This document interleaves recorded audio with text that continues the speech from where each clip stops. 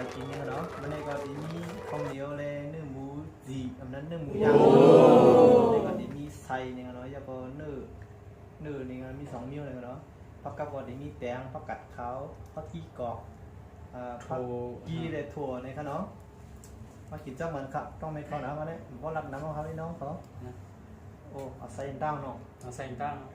เส้นตั้งเข้มเลยใส่เนี่ยโอ้โดยของคือกันว่างเลยผมยัดใส่ในนอนผมเคยตักปลาเนี่ยพูดเดี๋ยวใช่ไหมเนี่ยมีอะไรอยู่ลองจิ้มเลยหน่อยโอเคเอาเนื้ออีกนิดเนาะแค่นี้โอ้เนื้อก็พูดใหญ่ทั้งนั้นเลยหนูหอม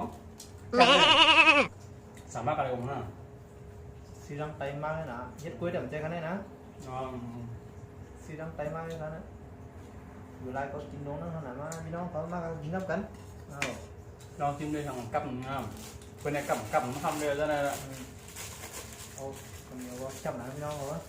มึงไทยก็กินคนเดียวนี่นะไทยก็กินคนเดียวนะครับต้องไม่หนาพี่น้องก็จังไว้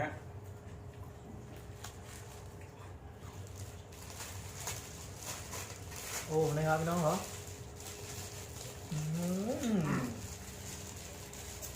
ต้องมันก็phải nghe nào không nè thì nhau chuyện còn nhiều quá thì nào này trong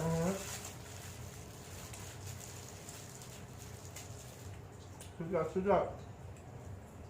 cảm ơn chị Kim Sái nữa nó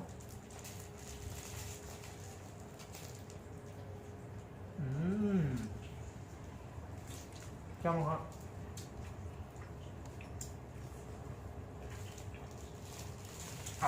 thì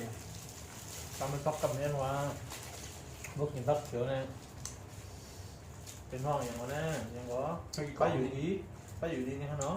อยู่ได้อย่างเดียวครับนั่นเดียวก็ไปจิ้มมาเลยเนาะโอ้จำเขาเดี๋ยวได้ใส่กินได้แล้วจะมากินได้หมูย่างเนาะไว้ในบ้านนะตัวจริงๆแล้วว่าพี่น้องเขาคลิปมันเขาเห็นอันนี้ก็อย่าลืมกดไลค์กดแชร์และกดติดตามให้เขาเนาะ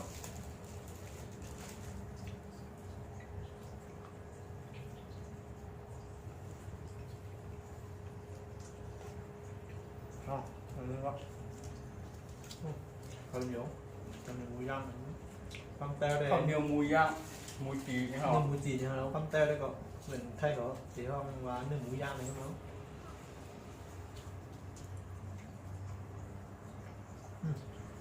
ยังครับยังถ้าคือใส่นะ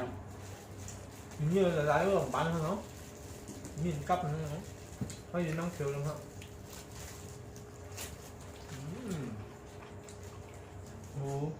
ngầm nó ra làm gì hơn nó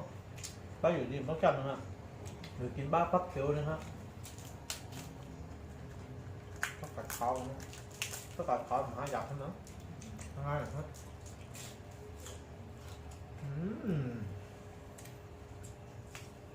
khai không khai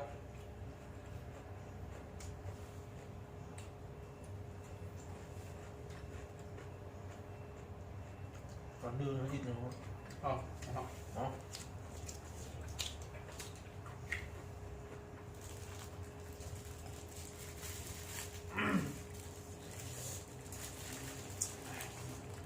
คืออะไรไม่รู้เผ็ดก็เผ็ดคือก็คือ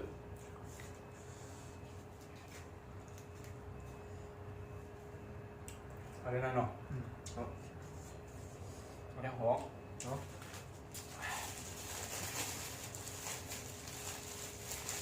โอ้น่าจะเป็นเนื้อติดมันเลยเนาะจังงั้นเลยเนื้ออะไรอย่างพวกคือเนาะเป็นปัดติดมันเนาะจังเนาะ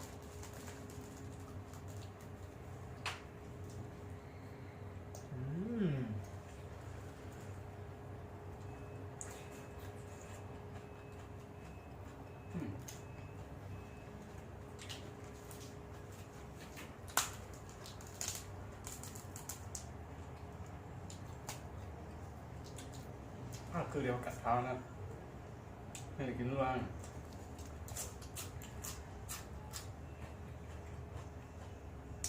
คือแบบนั้น มันจะลืมกินเจ้าห้องย้ำเครื่องห้อง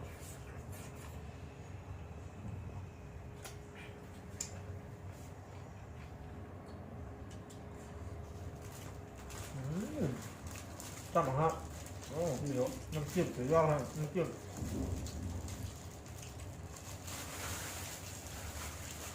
ถ้าได้เสียงห้องแล้วน่ะ ต้องหัวก็ อาหารลูก ต้องหวานหน่อยนะ อืม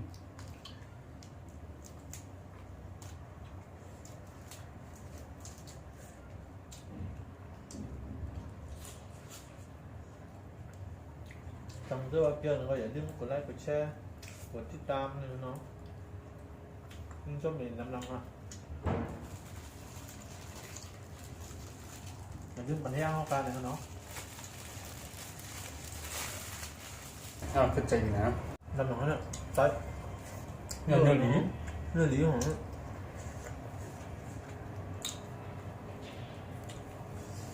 โอ้ใส่ก็ไม่นะจำนะใส่สีใส่ยางเนาะ จิ้มรัว โอ้ยยังดูนะ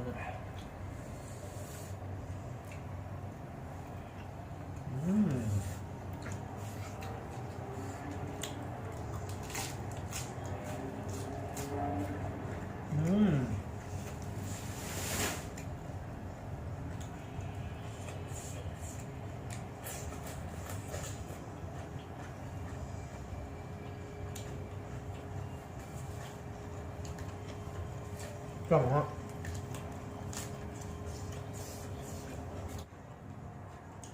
มีคนซบแบบว่าเนี่ย เปรี้ยวหน่อย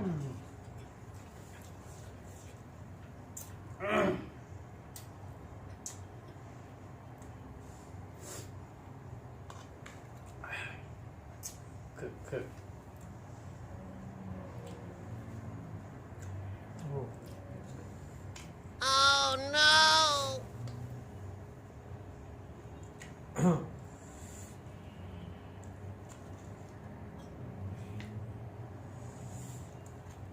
โอ้ใส่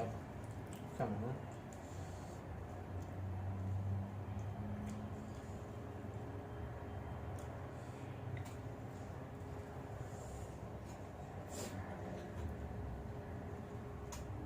พูดเรียกเขาร้องหน้า เนาะ เนี่ยตัวความจิ้มปิ้งตัวปิ้งจิ้มหมูก็ด้วยละ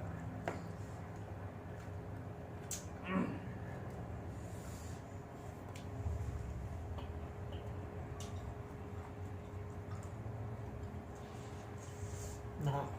ใส่แล้วนะโอ้สั่งนะใส่คมๆเนาะ